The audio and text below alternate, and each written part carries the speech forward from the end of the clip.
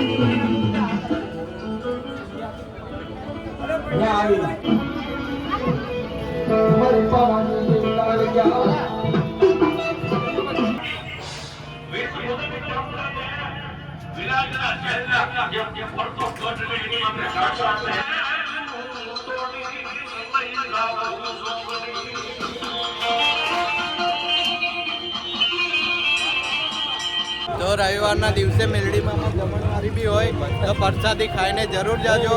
મેલડીમાં આવો તો પ્રસાદી ખાવાનું ભૂલતા નહીં. તો જુઓ, પ્રસાદી બી છે.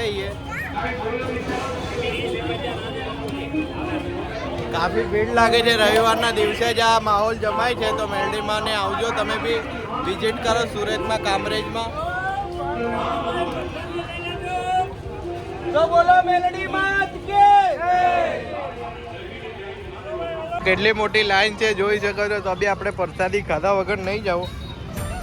આ મેલડીમાં એટલી શક્તિ છે ને, સવારમાં પરોઢે 4 વાગે આ મેલડીમાં એના સૂર્યમાં જઈને વાય અને પછી દિવસ ઉગે તો આ પડતાના દિવસમાં અજવાળામાં બધાને ફેરવાવે છે માં મેલડી એટલી શક્તિ છે એનામાં, શું શક્તિ છે એને માનો તો તમારા અંદરે બાંધરે કરી નાખે. ખૂબ એનામાં શક્તિ છે. તમે એને ખૂબ દિલથી માનો, મનથી માનો, એનો રાત દિવસ સેવા કરો, મનમાં કરો, સેવા કરો, ખૂબ તમને આથી એવું આ મેલડીનું મારું કહેવું છે. તો બોલો મેલડી માં કી જય.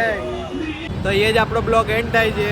તો સારો લાગ્યો હોય તો લાઈક કરજો, ચેનલને સબસ્ક્રાઈબ કરજો અને શેર કરવાનું ના ભૂલતા, અને કમેન્ટમાં જય મેલડીમાં જરૂરથી લખતો. તો જય વિહતમાં.